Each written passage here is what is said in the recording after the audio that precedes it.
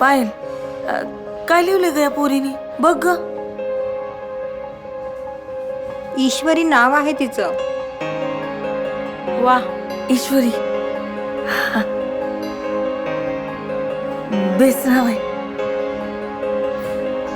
कितना बढ़िया नाम है ना इसका. ईश्वर की बेटी ईश्वरी. तो भी बोलत नाही आणि त्याला ऐकायला भी येत नाही, आणि हिला भी बोलता येत नाही आणि ऐकायला भी येत नाही. पर त्याला पूजायला लोक तरी जातात, आणि हिला. ए पोरी, तुला अजून काय काय येतं? तुला अजून काय काय येतं? हां.